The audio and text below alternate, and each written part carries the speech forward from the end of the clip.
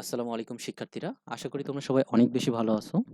বাংলাদেশ গণিত অলিম্পিয়াডের জাতীয় পর্যায়ের আজকে খুবই একটা ইন্টারেস্টিং প্রবলেম নিয়ে তোমাদের সামনে হাজির হয়েছি। সো প্রবলেমটা তোমরা স্ক্রিনে অলরেডি দেখতে পাচ্ছ। সো এটা অনেক ফেমাস একটা প্রবলেম। তো আমরা চাইবো যে তোমরা সবাই এই প্রবলেমটা সলভ করতে পারবা আশা করি। সো ফার্স্টে ভিডিওটা একটু পজ করো। পজ করে একটু ট্রাই করো তোমরা নিজেরা। যদি সলভ করতে পারো দ্যাটস ভেরি গুড। আর যদি না পারো দেন আমি সলভ করে দিচ্ছি। ঠিক আছে তাহলে। তো প্রশ্নটা হচ্ছে আমরা একটু ফার্স্টে পড়ি। তানভীর তাজিংডং পাহাড়ে ওঠার সময় মোট ১১ দিন বৃষ্টি হতে দেখেছে। বৃষ্টির দিন হয় সকালে হয়, না হয় বিকালে বৃষ্টি হয়। তবে একই দিনে সকালে ও বিকালে বৃষ্টি হয় না। তানভীর মোট ১৬টি সকাল এবং ১৩টি বিকাল বৃষ্টি ছাড়া কাটিয়ে থাকে। তাহলে তাজিংডং পাহাড়ে উঠতে তার কতদিন সময় লেগেছে? সো এইটা হচ্ছে প্রশ্ন। সো ইন্টারেস্টিং জিনিসটা হচ্ছে এখানে সেটা হচ্ছে মোট ১১ দিন সে বৃষ্টি হতে দেখেছে। তাই না? ১১ দিন বৃষ্টি হতে দেখেছে তার মধ্য থেকে হয় সকালে বৃষ্টি হইছে, না হয় বিকালে বৃষ্টি হইছে। তার মানে দিনের শুধুমাত্র একটা সময় বৃষ্টি হইছে। সেটা যদি সকালে হয়ে থাকে তাহলে সেদিন আর বিকালে বৃষ্টি হয় নাই। আর যদি ঐদিন বিকালে বৃষ্টি হয়ে থাকে তাহলে ঐদিন আর সকালে বৃষ্টি হয় নাই। তার মানে দিনে জাস্ট একটা সময় বৃষ্টি হইছে। সো ২ টা হচ্ছে বৃষ্টি হওয়ার সময়, সকালে আর বিকালে। যদি সকালে হয় তাহলে বিকালে হয়নি, বিকালে হলে সকালে হয়নি। ঠিক এভাবে তানভীর সেখানে ১৬ টা সকাল আর ১৩ টা বিকাল বৃষ্টি ছাড়া কাটিয়েছে। এর মানে হচ্ছে তোমরা বুঝতে পারতেছো, যদি ১৬ টা সকাল বৃষ্টি ছাড়া কাটায় তার মানে তাকে মিনিমাম ১৬ দিন অবশ্যই থাকতে হবে, তাই না? আর মিনিমাম ১৩ দিন তো অবশ্যই থাকতে হবে। কারণ ১৩ টা বিকাল যদি কাটাইতে চায় তাহলে মিনিমাম ১৩ দিনও থাকতে হবে, আবার ১৬ দিনও থাকতে হবে। সো আমরা বড় সংখ্যাটা নেই। তার মানে আমরা ধরে নিচ্ছি যে তাকে কমপক্ষে ১৬ দিন অবশ্যই থাকতে হবে। ১৬ টা সকাল তাকে দেখতে হলে তো ১৬ দিন থাকতেই হবে, তাই না? Basic sense. এখন দেখো, তো এই প্রশ্নটা সলভ করার জন্য যেহেতু বলছে যে মোট ১১ দিন বৃষ্টি হতে দেখেছে।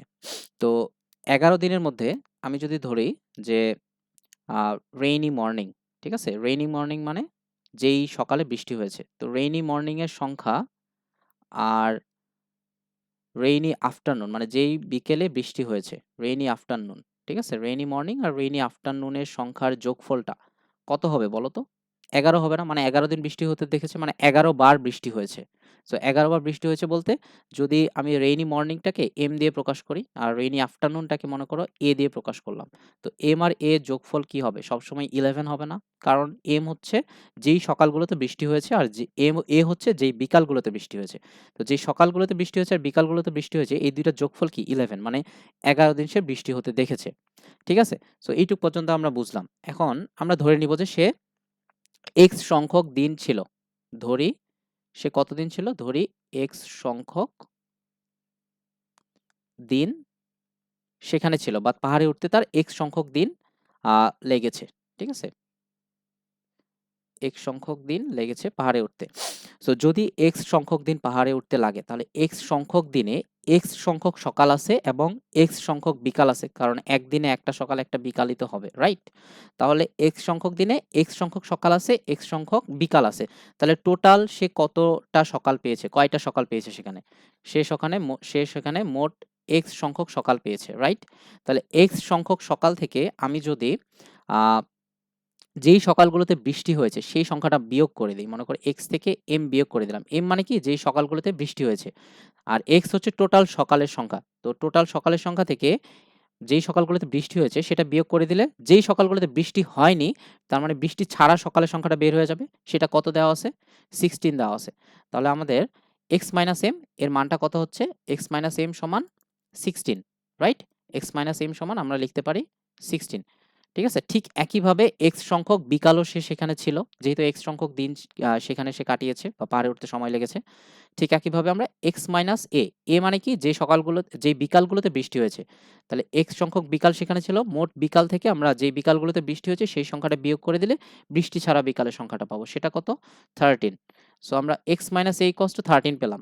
তো দেখো আমরা এই ২ টা যদি এবার যোগ করে দেই, তোমরা ইন্টারেস্টিংলি জিনিস দেখবা সেটা হচ্ছে টোটাল কত হবে তাহলে? যেই যতদিন বৃষ্টি হয়েছে সেই নাম্বারটা কত? 11 না? 11 বার সে বৃষ্টি হতে দেখেছে। তাহলে আমি যদি ধরো আচ্ছা, আচ্ছা টোটালটা যোগ করলে m আর a এর যোগফলটা হচ্ছে 11। তাহলে আমরা x m আমরা যদি এই দুটো যোগ করি, দেখো যোগ করলে কি হচ্ছে? প্লাস x a এই দুইটা যোগ করলে 16 প্লাস 13 হচ্ছে, তাই না? এই যে আমরা প্রথম যেই সমীকরণটা ছিল এই সমীকরণের সাথে ডান পাশের সমীকরণটা আমরা যোগ করে দিলাম। যোগ করে আমরা পেলাম 16 প্লাস 13।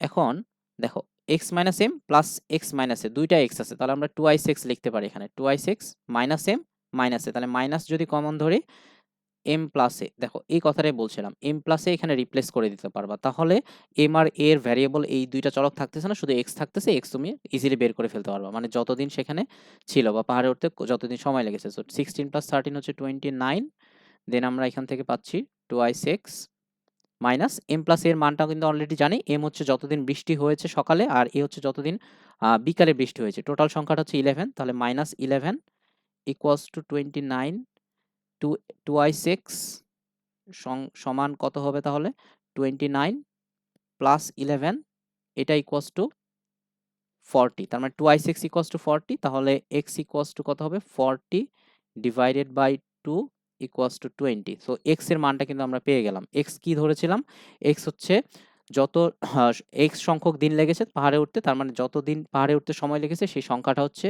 20 বা 20। তাহলে এই প্রশ্নের উত্তর আমরা পেয়ে গেছি। প্রশ্নের উত্তর হচ্ছে তানভীর তাজিংডং পাহাড়ে উঠতে কতদিন সময় লেগেছে, 20 দিন সময় লেগেছে।